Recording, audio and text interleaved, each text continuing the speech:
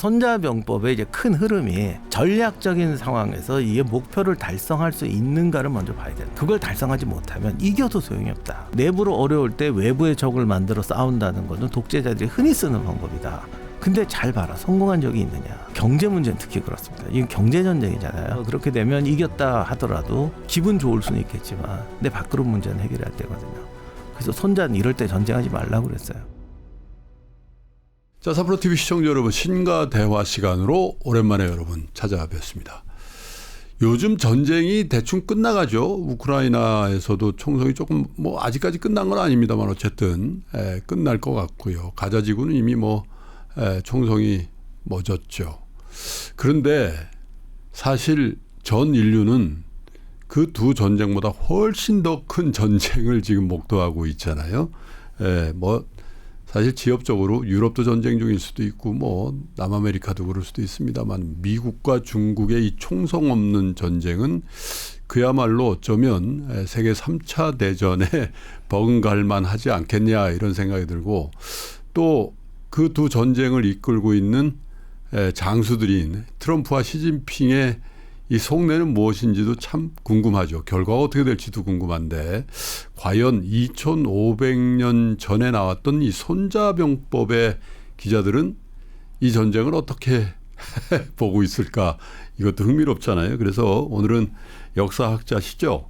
이명환 한국역사고전연구소 소장님을 모시고 또 최근에 손자병법으로 본 트럼프의 전술, 이 주제를 가지고 책도 쓰시고 하셔서 제가 특별히 모셔서 이 트럼프와 시진핑의 얘기를 손자병법적 관점에서 한번 얘기를 좀 나눠보겠습니다. 어서 오십시오. 네, 안녕하세요.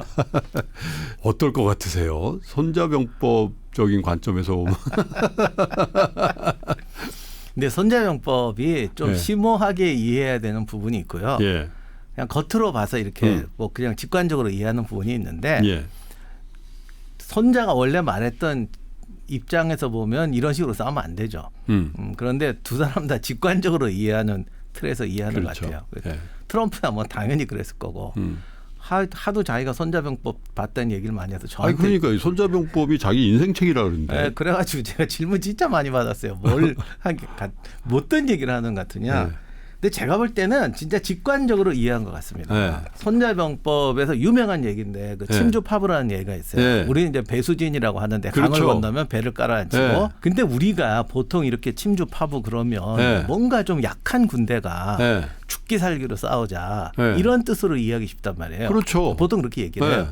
그런데 트럼프가 아무리 직관적으로 이해를 한다고 해도 조금은 그 정도는 아닌 것 같아요. 네. 근데 이게 가장 대표적인 건데, 사실은 배수진이 너 이제 물러서면 죽는다 이렇게 단순하게 해서 못 이깁니다. 근데 보통 그렇게들 생각하니까 자꾸 이게 그냥 막 죽기 살기 이렇게 생각하시는데, 그렇죠.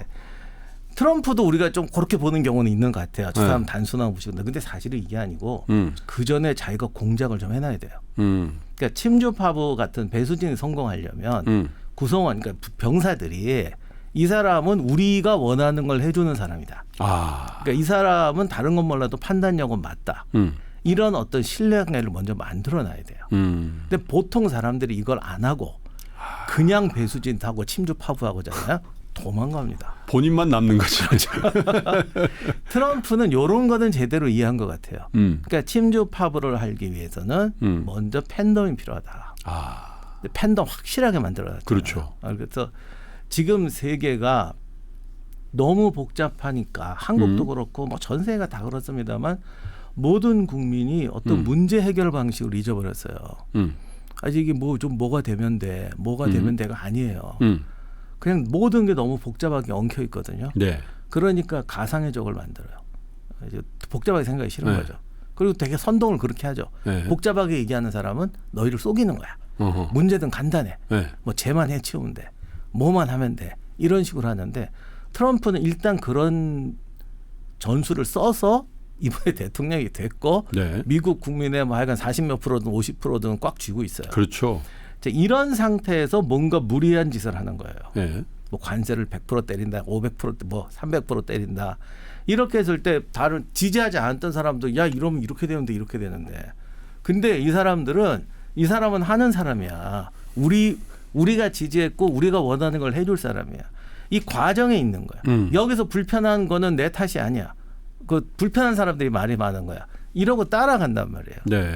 이게 침주 파브가 먹히는 방법이에요. 그러니까 먼저 팬덤을 만들어 놓고 쓰는 거. 아마 그거까지는 알았겠죠.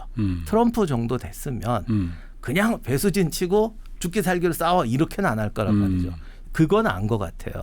그래서 팬덤을 만들어 놓고 그 팬덤을 이용해서 뭔가를 하는 거죠. 이러다 보면 이게 안 되고 실패를 해도요. 사람들이 용납을 해요. 저희가 그런 거 많이 봤잖아요. 내로남불 뭐 이런 거 정책도 많이 봤습니다만 내가 지지하는 사람이 어떤 정책을 하다 실패를 했어. 그럼 지지를 철회하나요? 아니죠. 남 탓하고 저건 실패했지만 뜻은 좋았어. 그리고 다른 거를 지금 하는 과정이잖아요. 환경이 안 돼서 못했고 니들이 계속 딴지를 거니까 못한 거 아니야? 이렇게 트럼프는 되지. 그걸 믿는 겁니다. 아하. 그래서 지금 아마 내 생각에는 자기의 이 전략은 침주 파브 전략이다라고 나가는 것 같아요.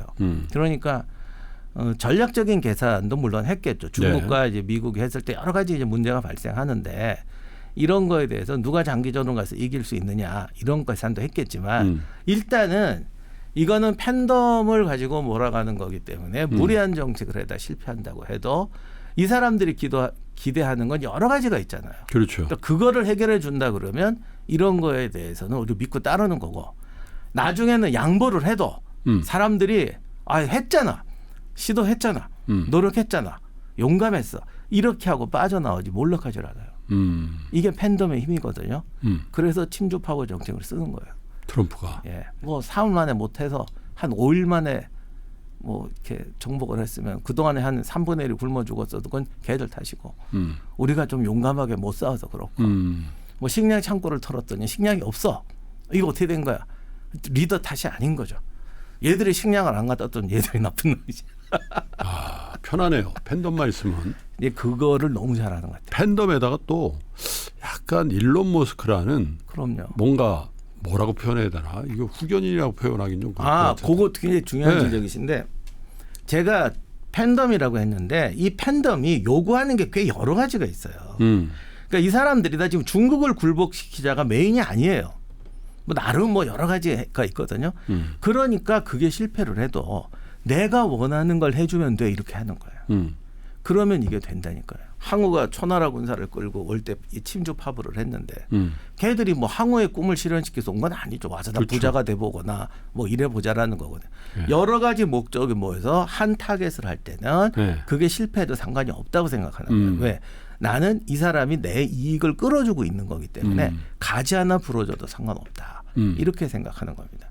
그러니까 그게 무리하든 뭐 좀 말이 안 되든 괜찮은 거예요. 시진핑은 어떤 입장일까요? 손자병법적 관점에서. 원래 손자병법의 오리지널한 그렇지. 그 오리지널한 해석은 항상 전략적인 걸 봐라. 네가 원하려는 게 원하는 게 뭐냐.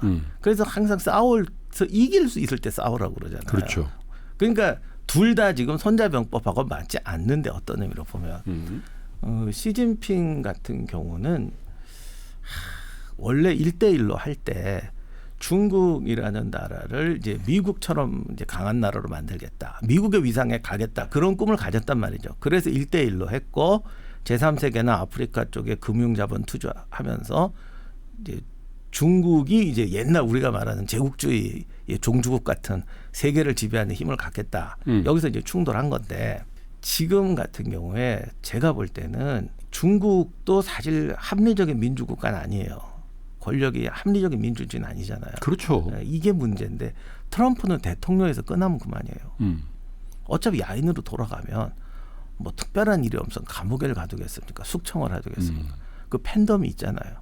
근데 시진핑 같은 사람은 권력이 몰락했을 때 이거는 마치 왕좌에서 내려오는 것 같은 추락이 돼버린단 말이죠. 그러니까 어떤 의미에서는 싸움하는데 시진핑이 불리한 거죠. 둘 다 부딪혀서 지금 이 상태로는 못 갑니다. 언젠가 누가 한 명이 먼저 꺾느냐의 자존심 싸움이지 다 내려앉게 돼 있어요. 그랬을 때 시진핑 같은 경우는 자기가 만들려고 올라갔던 데서 내려왔을 때 이게 권력과 사회 기반이 민주적이냐 덜 민주적이냐가 이래서 차이가 나는데 독재자들이 잘 못 내려오잖아요. 제가 뭐 시진핑을 독재자라고까지 못하겠지만 그래도 과거에 좀 그렇죠. 그런 걸 보면은 10년만 하고 나갔어야 되는데 그렇죠. 지금은 사실 이미 종신 권력으로 네, 가고 거의 독재자죠. 네, 그러면 내려오기가 힘들어요. 그러면 같이 충돌해서 설사 미국이 먼저 좀 끌었다 하더라도 이거는 사람들이 기뻐하고 끝날 일이 아니거든요. 뭐 트럼프가 철회했다. 와 중국이 이겼다. 어차피 내상을 엄청나게 입었고 지금 중국의 경제 문제가 심각한데 이랬을 때에 이제 타격은 시진핑이 좀 크게 받을 거라고 생각해요. 그래서 트럼프가 밀어붙이는 것 같습니다. 그런 면도 있긴 있는데 어쩌면 시진핑은 좀 즐기는 거 아닐까. 왜냐하면 내적으로 지금 힘든데 저런 일종의 강력한 주적이 생긴 상태니까 내부를 통솔할 수 있는 여지가 생긴 거 아닐까. 그런 생각도 들거든요. 그 얘기를 제가 많이 들었는데 네. 그 이전에 대만 침공설 할 때도 그 얘기가 많이 나왔습니다만 이게 손자병법에서는 이제 이런 구체적인 얘기는 없습니다만 그래서 손자병법의 이제 큰 흐름이 전략적인 상황에서 이게 목표를 달성할 수 있는가를 먼저 봐야 된다. 그걸 달성하지 못하면 이겨도 소용이 없다. 전투에서 이겨도 소용이 없다. 네. 고지를 점령해도 소용이 없다. 이게 손자병법을 일관하는 정신이에요. 그러면 설사 자존심을 세우고 어떤 강대한 미국한테 승리했다는 기쁨이 오더라도 지금이 자존심 싸움이 아니라 중국 내부의 경제의 문제거든요. 기업이 파산하고 무너지고 경제가 힘들어지면 이거는 상쇄를 못합니다. 그러니까 제가 대만 침공하지 않겠냐라는 얘기 똑같은 논리로 이제 많이들 얘기할 때 내부로 어려울 때 외부의 적을 만들어 싸운다는 것은 독재자들이 흔히 쓰는 방법이다. 근데 잘 봐라. 성공한 적이 있느냐.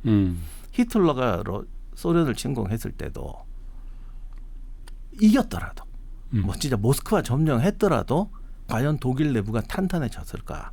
사실 무너지거든요. 왜냐하면 감당이 안 돼요. 거기서부터 이제 회의가 오는 거예요. 우리가 이런 사람을 지도자로 둬야 되나.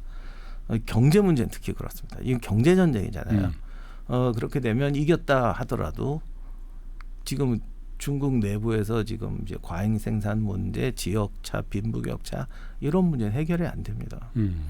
그거를 어떻게 기분 좋을 수는 있겠지만 근데 밖으로 문제는 해결이 안 되거든요.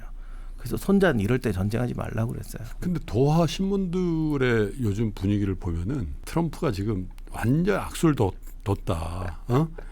강수를 뒀는데 시진핑은 여유 있게 기다린다. 그게 또 이게 미국 스타일이고 중국 스타일하고 이렇게 오버립 되면서 야 이게 중국이 이길 것 같은데 이런 뉘앙스의 기사들 또 논평도 이런 게 많이 나온단 말이에요. 네.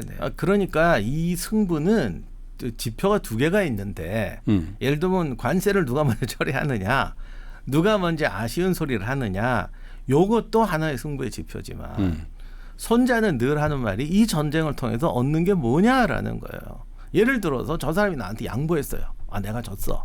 당신 이겼어. 네. 그러면 꼭 이 사람이 이긴 거냐는 거예요. 왜 전 세상의 흐름을 통해서 자기가 그 흐름을 장악하고 전쟁을 이뤘던 목적을 장악해야 되는데 그렇지. 그게 안 된다면 소용이 없다는 거죠. 그래서 그런 점에서는 제가 볼 때는 시진핑이 불리해요. 그리고 미국 경제도 어렵고 여러 가지 어렵지만 이게 제가 볼 때는 그 정치적 구조 자체가 이럴 때는 좀 민주주의가 좋은 것이 그냥 민주적으로 끝내면 되거든요. 어차피 트럼프는 한 번도 할 것도 아니잖아요. 이제. 그렇지. 근데 시진핑은 거의 뭐 종신집권 가야 되는데 그렇다면 데미지는 장기적으로는 시진핑이 크다고 볼 수가 있죠. 그리고 어차피 지금 중국이 원래 위안화가 달러화도 대체하지 수 있지 않느냐. 이제 중국 경제가 커지면 미국이 하던 역할을 중국이 할 수 있지 않느냐.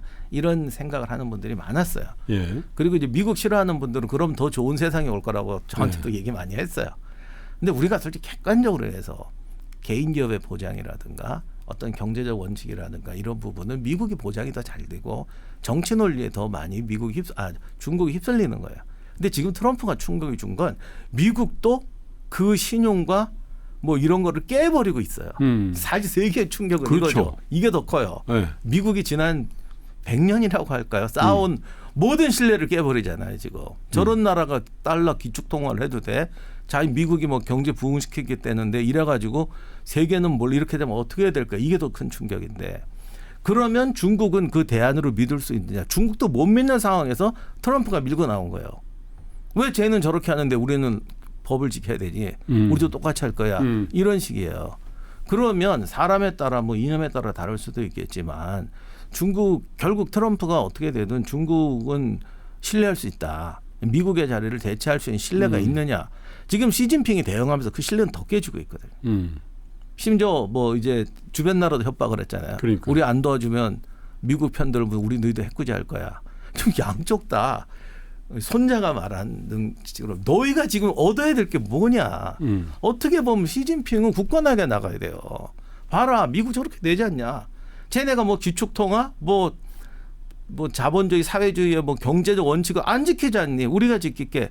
차라리 이렇게 나갔더라면 중국의 위상이 올라가겠지만 이미 그럴 수도 없는 상황이고 그러다 보니까 할 수 없이 협박을 이제 미국 편 들어서 우리한테 하면 우리도 해코지하겠어. 이렇게 되면 같이 추락하는 건데 원래 신용이 있던 사람과 신용이 없던 사람이 같이 추락하고 한쪽은 정권이 바뀔 수 있는 곳이고 한쪽은 정권이 바뀌는 게 아니라 몰락하고 비슷한 정권이 대체되는 나라라면 어느 쪽이 최종 승자가 되겠어요. 그러니까 이거는 중국이 장기적으로 불리할 수밖에 없습니다. 중국이 어떤 그 리액션을 하는지도 중요하지만 전선을 너무 넓혔다. 네. 트럼프가. 예를 들면 삼국지에도 조조가 보면 적당히 포섭할 건 포섭하면서 예를 들면 유비를 이렇게 좀 이렇게 포위하는 전략을 했으면 좋을 것 같은데 그냥 이쪽 치고 저쪽 치고 막 이러다가 그냥 제가 그 손자병법과 트럼프 얘기를 듣고 트럼프의 일생을 쭉 봤더니 이 양반이 손자병법에서 정말 좋아할 게 하나 있는데 손자병법 이건 너무 유명한 얘기지만 만전지책보다 불비한 속공이 낫다. 그러니까 이러면 어떡하니 다 재고 나가는 게 아니라 좀 불편하고 위험한 게 있더라도 돌파해 나가면서 문제를 해결해야 된다. 이게 막 전격전 할 때 나오는 논리잖아요. 그렇지. 그게 손자병법에 있거든요. 네. 전격전 논리가 손자병법에 있어요. 그래서 이제 유명한 게 불비한 속공이에요. 근데 트럼프가 지금까지 이긴 게 불비한 속공으로 많이 이겼거든요. 이 아저씨가 정계 이단화라고 하는 게 네. 미국이란 나라는 뭐 본이든 아니든 어차피 세계의 절반을 쥐고 있는 나라 아닙니까? 뭐 속된 말로 미국이 기침을 하면 멀쩡한 나라들이 피해를 볼 만큼 이런 세계적인 힘을 가지고 있고 얽혀 있는 나라예요. 본인이 의도하진 않아도. 그렇기 때문에 미국 대통령이란 기본적으로 세계적인 어떤 걸 신경 안 쓸 수가 없는 거거든요. 그런데 잘 아시겠지만 미국의 연방정부라든가 그 어떤 세계 정책이라는 건 조심스러울 수밖에 없는 거예요. 그렇죠. 뭘 하나를 해도 여기서 터지고 저기서 터지고 그러니까 끙끙끙끙 되면서 이제 민주당 페이스 같은 경우는 도덕적인 것에서 욕먹지 말자. 루즈벨트가 2차 대전 끝날 때도요. 처칠이 계속 찔렀어요. 야, 이거 끝나면 이제 냉전이다. 지금은 소련하고 우리가 아군이지만 곧 이렇게 되면 이렇게 되고 그리고 스탈린은 이미 전후를 생각해서 동유럽을 확보해야 되고 폴란드 확보해야 되고 그래서 앞으로 이렇게 한다 막 구상이 있었거든요. 루즈벨트한테 근데 처칠은 이 몰락한 대영 제국이라 힘이 없어요. 그러니까 루즈벨트를 막 찔러요. 힘 있는 네가 좀 쟤 좀 막아라. 선 거라. 더 이상 나오지 말라고 선 거라. 루즈벨트가 이렇게 말을 안 했는데 그 말 뜻은 이런 거예요. 나한테 그런 거 요구하지 마. 나는 그렇게 비열한 짓 안 해. 전쟁은 일단 전쟁의 순리대로 하는 거야. 그리고 전후 상황은 전후에 해결하면 돼. 처칠 입장에서 확 열받죠. 근데 루즈벨트는 착해서가 아니라 어차피 우리는 괜찮잖아요. 뭐 누가 우리한테 덤비겠어. 그냥 끝나고 우리의 명예를 보존하고 끝나고 난 다음에 슬슬 압력 넣으면 되지 않냐. 이런 였기 때문에 굉장히 그러니까 소위 말하는 착한 포지션 계속 유지했어요. 당신이랑 나랑 전쟁 중에 전후 세계를 가지고 논의했다는 얘기 하지 말자. 이런 얘기 오해하면 안 됩니다. 딱 이래요. 근데 스탈린은 대놓고 하거든요. 근데 제가 지금 미국이 착했다는 게 아니라 포지션을 그렇게 잡았다는 거예요. 그게 이제 지금까지 민주당 페이스예요. 네. 근데 이게 트럼프 입장에서는 이거 문제 있고 조심조심. 우크라이나 전쟁 때 바이든 하는 거 보면 전 어느 나라도 안 건드리려고 이렇게 막 이렇게 하잖아요. 이 아저씨는 그렇게 왜 해? 불비한 속공 치고 나가자. 그 문제가 생기면 그때 해결하면 되는 거야. 지금 보면 딱 그렇게 하고 있습니다. 근데 지금까지는 그거를 재미 많이 봤다고 저는 봐요. 연방정부, 연방공무원하고 싸우는 것도 뭐 세계 어느 나라나 공무원은 서류 매뉴얼에 살거든요. 그러니까 맨날 트럼프한테 깨지는 게 매뉴얼 찾다가 진 거 예전에도 많이 봤어요. 저. 무슨 일 생기면 뭐 이래야 되는데 저래야 될 때인데 이 아저씨 그냥 이상한 짓 하면서 확 쓸어버리잖아요. 그랬는데 이제 미국 대통령이 돼서 이제 이민 문제, 인종 문제, 관세 문제를 치다 보니까 이게 그냥 자기 생각보다 너무 부글부글하는 거죠. 그래서 본인은 아까 그 침주 파부와 같은 팬덤을 가지고 밀고 가면서 하면 돼 이렇게 생각하는 것 같아요. 이게 옳다 성공한다가 아니고 딱 불비한 속공 작전이죠. 그러니까 100% 합니다. 200% 합니다. 전임 대통령들 입장에서 아니 어떻게 관세가 지금 세계 경제가 들락날락하고 저기 주식 오르락내리가는데 네 입에서 나오는 대로 50% 100% 하니 이 아저씨는 이런 걸 불비한 속공이라고 하는 거다. 치고 나가면서 문제 생기면 집어던지고 나중에 고지를 점령한 다음에 수습하면 돼. 이런 거기 때문에 다만 이제 포인트는 속공이에요. 이게 장기전이고 체계화된 전선이 아니라는 거죠. 그래서 이 시스템을 본인도 이렇게 오래 갈 생각은 아닐 거예요. 시진핑이 버티면 어떡할 거냐 이거죠. 속공을 하러 들어갔는데 만만디 전략으로 지공. 예? 그래서 지금 두 손자병법 그 추종자들이 이렇게 싸우고 있는 건데 원래 불비한 속공. 그러니까 지금 트럼프 편이 들는 게 아니라 트럼프의 생각은 이런 걸 거예요. 전격전 할 때 보면 이런 거 저런 거 걱정하면 안 돼요. 딱 정해진 타겟을 대해서 딱 치고 나가 잡으면 된다예요. 그러면 트럼프가 시진핑의 어떤 부분을 잡으려는 부분이 있을 거예요. 저도 거기에 뭔지까지는 정확히 모르겠어요. 근데 이제 밀고 들어가서 스스로 혼란을 일으키고 주도권을 우리가 잡으면 된다라는 거거든요. 그러니까 어떻게 보면 중국이 미국 도와주는 나라는 우리도 보복하겠어. 이래가지고 갑자기 세계를 적으로 만들어버린 것도 트럼프 입장에서 보면 불비한 속공에 당한 걸 수도 있는 거죠. 그러니까 트럼프를 싫어해도 중국 편은 못 든다. 이런 식으로 지금 밀고 나가는 거죠. 그리고 트럼프는 저건 확실히 버리기 때문에 원래 난 중국이 좋아. 미국 싫고 중국 좋아. 그건 얘들은 설득할 필요가 없어. 이렇게 나가는 건데 지금 작전이 그렇다는 건데 문제는 이게 미국이란 나라는 어차피 세계에 영향을 끼치는 나라이기 때문에 세계의 모든 나라와 전략적 관계를 생각 안 할 수가 없는데 그렇죠. 이런 불비한 속공을 하기에는 전선이 너무 큰 거죠. 그리고 파생 효과가 너무 큰 거죠. 이랬을 때 과연 이 후유증이 어떻게 될 거냐라는 부분은 지금 진행형이니까 아직 뭐 100일도 안 됐잖아요. 그러니까 진행형이니까 제가 뭐라고 말씀 못 드리겠지만 트럼프는 이걸로 장기전을 할 생각은 아닐 거예요. 그러니까 파고 들어가서 저쪽에 만만디 작전이 뭔가 타협점을 내놓게 하려는 거죠. 근데 시진핑도 그걸 아니까 속공 들어오니까 지금 말씀하신 것처럼 동남아 순방 간다고 그러고 해서 생각처럼 불비한 속공이 성공을 못하고 있는 이게 비유가 이게 좋겠네요. 프랑스 침공할 땐 됐어요. 보름이면 됐거든요. 러시아 침공했을 때는 2달, 석 달을 가야 되는데 결국 속공이 안 됐어요. 이게 지금 러시아 침공꼴이 날 건지 프랑스 침공꼴이 날 건지를 이제 보아야 될 것 같습니다. 지금 일단 약간 러시아 쪽으로 가고 있는 듯한 느낌은 들긴 한데. 저도 그런 느낌이 들긴 합니다. 근데 그냥 그 미국의 대통령으로서 트럼프 또 중국의 국가 주석 및 실질적인 리더로서의 시진핑 이런 직함을 빼고요. 이 사람들의 이 캐릭터, 이 사람들이 어떤 사람들이냐도 중요한 거 아니에요? 예를 들면 조조 자체가 어떤 사람이고, 그죠? 유비 자체가 어떤 사람이고 그런 거 아니겠습니까? 제가 시진핑은 개인적으로까지는 잘 모르겠어요. 근데 시진핑이 집권하기 어떤 전에 리더입니까? 어떤 지도자입니까? 시진핑이 집권하기 전에 중국도 이제 마오쩌둥부터 쭉 내려오다 보면 사실 초반기에 게릴라 지도자들부터 시작해서 뭐 문화혁명도 했고 그래서 이제 후진타오 나오고 하면서 우리가 아는 70년대 고도 성장기로 들어갔잖아요. 그러니까 등소평 이후로는 이제 소위 테크노 관료들이 나오게 되면서 중국이라는 나라가 그래도 좀 민주적이고 합리적인 제도로 바뀌어가는 형태를 보여줬죠. 그래서 우리가 굳이 비교하자면 70년대 비슷하게 갔는데 시진핑이 나올 때는 더 민주적이고 합리적일 거라고 되게 기대들을 했었거든요. 그렇죠. 근데 우리식으로 말하면 10월 유신을 해버린 거예요. 이건 사실 시진핑은 10월 유신 비슷해요. 그렇죠. 그것만 했으면 상관이 없었는데 세계 전략을 쳐버렸어요. 그러다 보니까 굉장히 무서운 독재자 같은 모습으로 이제 바뀌어버리는 거죠. 다른 나라에서 봤을 때는. 야, 저 나라가 지금 세계를 지배하게 되면 이제 어떻게 될 것인가.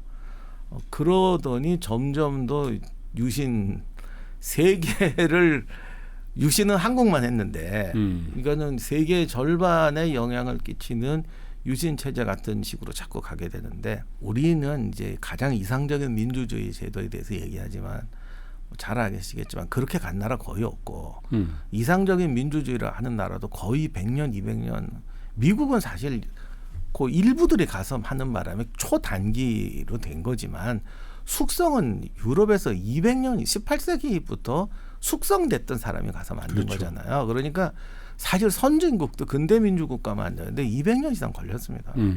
그리고 중간에 못될지도 많이 했고 독재도 많이 했고 아편전쟁 같은 짓도 했고 그러다가 걸러 지금까지 온 거거든요. 그런데 지금 전 세계 3분의 2의 개발도상 국가들을 보면 안 되는 나라는 안 되니까 힘드니까 독재가 나오고 좀 성장하는 나라들 뭐 좀 우리가 봤을 때 뭐 좀 이렇게 경제적으로 탄탄하게 성장한 나라들은 대개 유신 같은 걸 한 번씩 겪어요. 경제가 성장해지면 지역 갈등, 사회 갈등, 빈부 갈등이 커지니까 그런데 그거를 합리적으로 해결하기에는 아직 여러 가지가 안 돼 있으니까 갑자기 독재를 추구하게 되는 그런 경우가 많지 않습니까? 그러니까 중국이 딱 그 단계로 갔거든요. 이렇게 됐는데 중국이 또 생각보다 굉장히 성장을 해가지고 갑자기 세계의 자본을 뿌리기 시작했습니다. 이게 아무도 예상하지 못한 그렇죠. 거죠. 여기서부터 시진핑이 아무도 못 본 엄청난 지도자일까 독재자일까. 근데 지금까지는 그래도 이렇게 무리한 짓을 하는 모습은 안 보였는데 이게 경제가 어려워지고 하니까 점점 요즘에 숙청도 많이 하고 갑자기 훅 날아가는 사람도 생기고 독재자로 바뀌고 있잖아요. 이러다 보니까 세계가 두려워하게 된 거죠.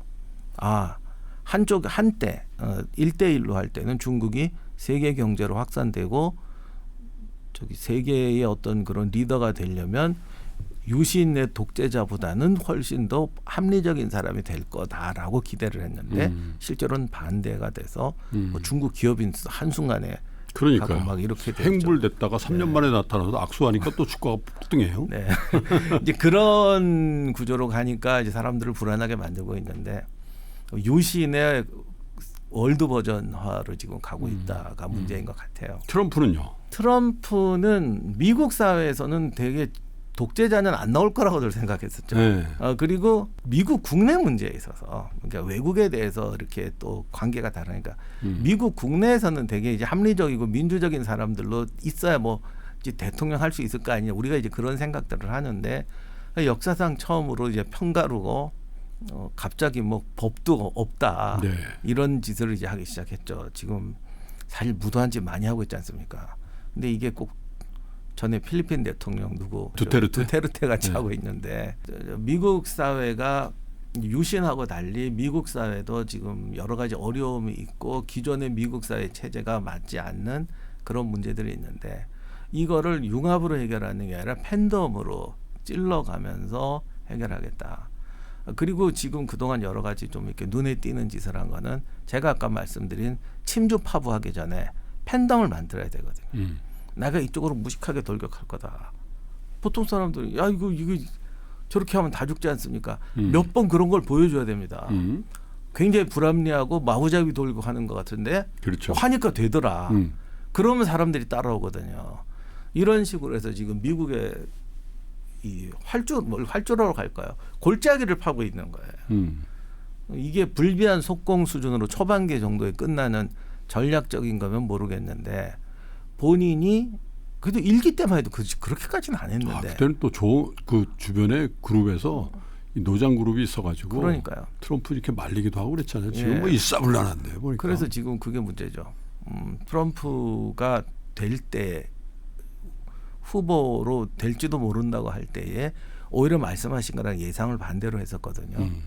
지난번 일기 때 너무 튀었기 때문에 그 미국의 보수 올드 그룹들이 트럼프를 쬐이려고 벌써 준비를 다 하고 있고 트럼프도 말년이니까 그렇게 안 할 거다 그런데 지금 완전 반대로 가고 있거든요. 그런데 이게 끝까지 반대로 갈 건지 이 사람 좋아하는 불비한 속공으로 치고 어느 정도 주도권을 장악한 다음에 다시 융합으로 갈 건지 저는 후자로 가지 않겠나 싶은데 요즘 하도 쇼킹한 걸 하니까 많은 분들이 이 상태가 계속되는 거 아니냐라고 이제 고민하는 것 같습니다. 근데 그럴 가능성은 거의 없다. 저는 8대2 정도라고 생각해요. 그렇게까지는 안 갈 것이다. 왜냐하면 불비한 속공도 아까 말씀드린 것처럼 모스크바만 가는 게 아니라 5군데로 동시에 나가면 이건 불비한 속공이 아니에요. 난장판이지.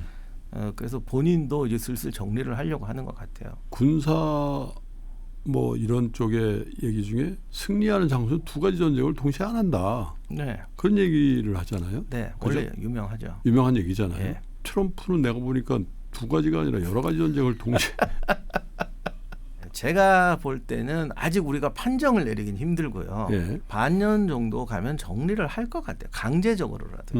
그리고 지금까지 봤을 때 트럼프는 영악한 사람이지 아주 바보는 아니거든요. 그러니까 적을 알고 나를 알고 임기응변한다 이런 건데 일단은 지금은 불비한 속공과 침주 파부에 굉장히 액션이 들어가 비중이 들어가 있다. 그러나 궁극적으로는 어떤 전략적인 문제라는 어떤 손자의 어떤 보편적인 사고 정확하게 분석하고 정확하게 이게 정리된 전쟁을 해야 된다는 쪽으로 돌아가지 않을까 싶습니다. 전 세계를 위해서도 그래야 될 것 같은데 지금 기세라면 전선을 더 확대할 수도 요즘 뭐 미국 내에서도 대학교들하고 원래 콜롬비아하고 하더니 뭐 하버드하고 하고 뭐 저는 예. 그 트럼프의 진짜 목적이 뭐냐가 중요한 것 같아요. 손자병법에서 가장 중요한 거는 일단 자기가 추구하는 전략이 뭔지 네가 하는 목표가 뭔지 정확해야 된다는 거예요. 네. 근데 그 목표를 목표를 달성하는 방법으로 헷갈리게 하는 법이 있거든요. 이리 치고 저리 치고. 그래서 말씀하신 건 되게 좋은 비유신데 전쟁을 여러 개를 하지 마라. 그런데 손자가 했던 중요한 논리 중에 분진 협격이에요. 분명히 타겟은 하지만 군대는 여러 방향으로 진군하는 거죠. 그리고 네. 한 지점에서 집결한다. 또는 어디 여러 방향으로 찢더라도 결국 목표하는 건 하나다. 지금 그거 하고 있는 걸 수도 있죠. 그래서 일단은 미국인들이 가지고 있던 그러니까 트럼프 지지층들이 가지고 있던 피해의식 어떤 난민 문제라든가 중국이라든가 이런 걸로 사실은 문제를 많이 오도를 해서 당선이 됐기 때문에 내가 그것을 위해서 노력하고 중국도 치고 난민 문제도 치고 최대한 노력한다. 그러나 여러 가지 후유증 때문에 내가 요 정도까지만 하겠다 했을 때 지지층들이 결집할 수도 있고 자기가 원하는 그 정말 뭐 세계 재패는 아니라도 몇 가지 성과를 거둔다면은 사람들은 이 사람이 노력했다. 야, 얘가 있을 때는 되게 화끈했다. 우리가 원하는 걸 하려고 했다. 뭐 이런 정도에 만족할 수도 있죠. 저는 사실 그런 거 아닌가 싶긴 합니다. 하기야 뭐 임기가 이제 4년밖에 안 남은 4년밖에 못하는 네. 트럼프의 입장에서는 예. 그 지공을 할 수도 없겠네요. 하다가 그렇죠. 그냥 하다가 한 것도 아닌 게 돼버리면 네. 그 지지자들도 실망할 거 아니에요. 그러니까 빨리 속전속결하고 뭔가 그리고 중국 벽에 막혀서 좀 양보했다 그러면 사람들은 또 타협을 하거든요. 그러니까 그런 모습을 보여주려고 노력하는 것 같아요. 근데 제가 볼 때 제가 너무 갑자기 이렇게 하면 또 트럼프 편을 드냐 이렇게 생각하실 분도 계실 것 같은데 우크라이나 전쟁이라든가 몇 가지 이게 지금 트럼프 앞에 있는 과제가 너무 큰 게 많아요. 그걸 자기가 단순하게 다 할 수 있는 것처럼 했잖아요. 본인은 그중에 한두 개만 해결해도 나머지 3개는 넘어가자 지금 이 작전일 거고 어차피 해결 못하니까 마구잡이 칼질하면서 막 해결하려고 한 것처럼 우크라이나 문제도 막 그렇게 하다가 지금 슬슬 발 빼고 있는데 그렇게 해서 2개만 달성하면 된다. 요 속셈인 것 같은데 제가 볼 때는 너무 많이 찔러요. 말씀하신 대로 우크라이나 문제도 저렇게 하고 나면은 나중에 지금까지 그냥 쇼였어라고 해도 이 후유증이 남죠. 아무리 미국이 강한 나라고 그렇죠. 다른 나라가 눈치를 봐도 네.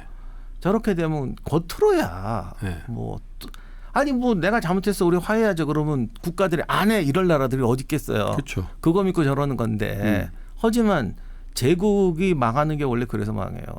힘자랑 함부로 하면 안 되는 거. 자꾸 착각하는 게 내가 막 한 대 치고 매기고 그리고 와 내가 화해할게. 그럼 다 온다고요. 그럼 그 사람들이 화해한 건가? 아시안 가장 리더십 주먹 세고 힘센 사람이 가장 해서는 안 되는 게 그런 거잖아요. 근데 착각을 지금 왠지 좀 거기 경지까지 갔기 때문에 이건 좀 심각하다고 생각합니다. 손자도 그런 얘기 아닌 거 아니에요? 싸우지 않고 이기는 게 가장 최선의 승리라고. 네.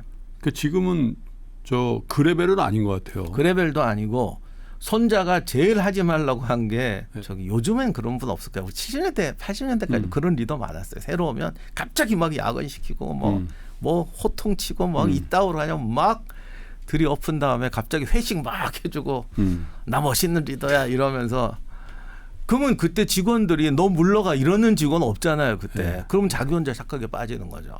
나는 풀었다. 쪼였다. 잘하고 있다.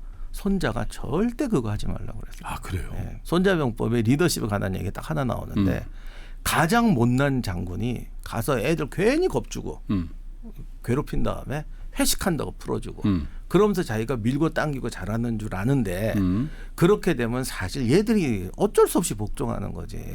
너에 대한 신뢰가 완전히 깨진다. 절대 그래서는 안 된다라고 했거든요. 리더십에 관한 직설적인 얘기는 딱 그거 하나 있는데 제가 살아보니까 이게 굉장히 큰 거더라고요. 제가 심지어는 강의 가서 요즘은 여러분 솔직히 요즘은 이제 직장 상사가 좀 이상한 짓 하면은 바로 고발 들어가는 사례이기 때문에 이런 얘기를 안 하게 이런 행동을 안 하게 되지만 한 10년 전만 해도 그런 거 많았지 않습니까? 많았죠. 좀 어떻게 나이 드신 리더분들 가면 이런 거 어떻게 생각하냐고. 옛날에 그거 다 했지. 그거 어떻게 생각? 뭐 그거 뭐 그냥 쪼였다 풀었다. 기본 아닌가? 최악의 리더십이다. 한국 사회가 손자병법에 나오는 최악의 리더십을 내 기억에는 50년대부터 거의 90년대까지 40년 동안 모든 기업과 조직이 다 했고 이걸 가지고 자랑하는 리더 나도 수도 없이 만났다. 얼마나 내가 멋있는 사람이냐. 그거 손자병법에 2500년 전에 이 짓 하지 말라고. 신뢰를 잃는다고. 그러면 파부침주 안 돼요. 애들이 다 알아요.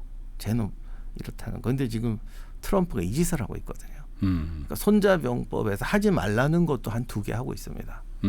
그래서 이제 어떻게 될지 좀 봐야 될 것 같아요. 그게 이건 뭐 손자병법 책을 쓰셨으니까 우리 그 박사님이 생각하는 저 책 안에 있는 이건 한번 실생활에서 한번 진짜 금원으로 한번 새겨봐라. 그런 거 한두 개를 좀 소개해 주신다면? 사자성어는 말고 손자병법의 제 1편이 계인데 계획, 전쟁의 계획인데 여기서 이제 항상 하는 말이 카리스마적인 리더십이 좋으냐, 뭐 민주적인 리더십이 좋으냐 이런 식으로 하지 말라는 거예요. 당신이 지금 하려는 목적이 뭐냐는 거예요. 예를 들면 전쟁하면 무조건 이겨야 된다. 이 전쟁 왜 하는데? 상대방의 우리 뭐 거짓말이긴 하지만 제갈량이 맹액을 7정칠금했다. 그럼 전쟁을 일으키려고 하다가 상대방의 얻는 마음을 얻고자 하는 거라면 우리가 양보할게.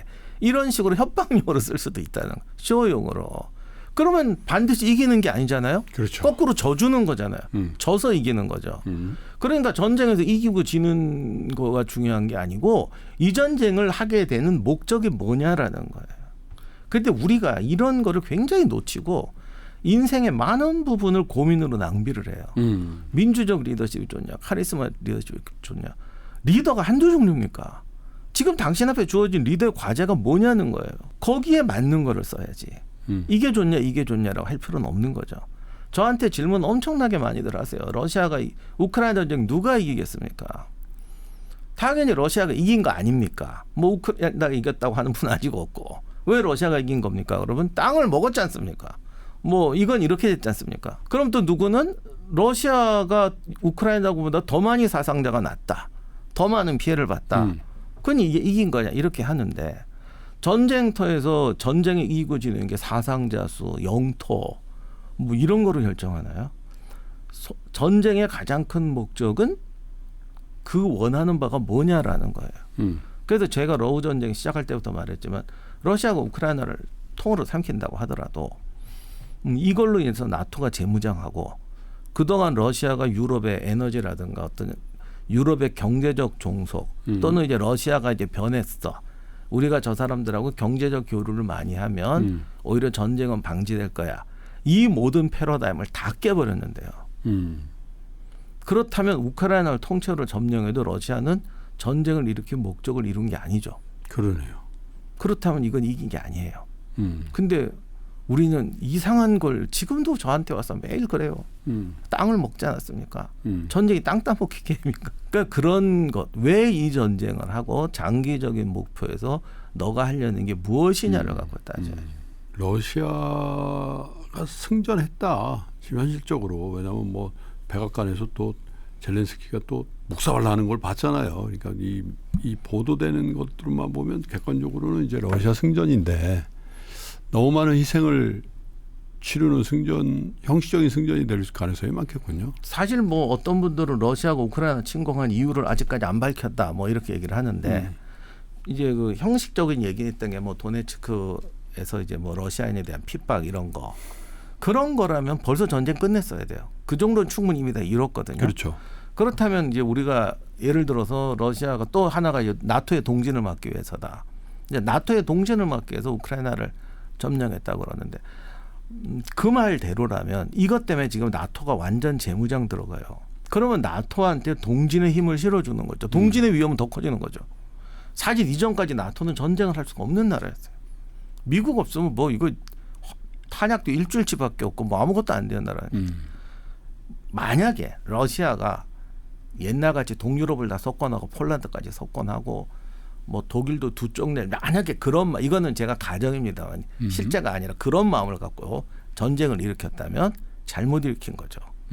오히려 나토가 재무장해 버렸으니까. 그러니까 이런 식으로 내가 원래 추구하던 전략적 목적이 뭔가를 봐야 되는데 그걸 안 보고들 그렇게 인생을 낭비하시죠. 한국은 어떻게 해야 돼요? 이 미중 간에 이렇게 지금 첨예한. 네? 우리는 또 약간 직전 한 3년 동안 그냥 거의 미국에 올인한 상태 아니에요? 저는 이렇게 말씀드리고 싶어요. 한국이 한 말의 한국은 아니에요. 네. 그러니까 좀 죄송한 얘기지만 가진 게 있는 사람이 뻗탱기는 거하고 가진 게 없는 사람이 뻗탱기는 건 다르잖아요. 그렇지. 세상은 잔혹하니까 우리가 법과 제도를 얘기할 땐 공정해야 되지만 현실은 안 그렇거든. 그렇죠. 힘센 애가 반항하는 거하고 힘없는 애가 째려보는 거하고는 달라요. 근데 한국은 힘없는 애가 아니에요 이제. 그럼요. 네. 지금 우리 사회도 이념 갈등도 굉장히 강하고 여러 가지가 겹치면서 중국 편, 미국 편 이게 좀 극단적으로 갈라지는 거. 어느 한쪽에서 이렇게 좀 뭔가 언밸런스가 나면은 그냥 집단으로 이제 매도를 하고 이러는데 이게 우리의 처신을 막는다고 생각해요.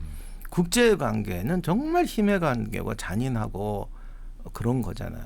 근데 국내 정치에서 조금만 어떤 정책을 쓰면은 너는 이거지, 너는 이거지라고 해서 그게 국내 정쟁의 건수가 되면 과거에 우루과이 라운드 할 때도 그랬고 그때 FTA 합청할 때도 그랬고 그 옛날 소고기 파동도 그렇고 그거에 묶이면 그 다음부터 우리를 걔들이 가지고 놀아서 그 불리한 협정을 맺고 그거를 또 우리들의 노력과 피와 땀으로 극복하잖아요. 그 이런 거를 좀 면해야 되지 않을까 저는. 국제 관계는 좀 유연하게 해야 된다. 그러니까요. 그런데 이미 미국과 중국이 싸우는 상황이고 21세기는 경제 블록이 되는 상황이에요. 그러니까 뭐 이렇게 이쪽 저쪽 편도 안 들고 우리는 그냥 이거 할래. 이거 안 돼요. 벌써 트럼프도 시진핑도 너 누구 편 들래 이렇게 나오잖아요.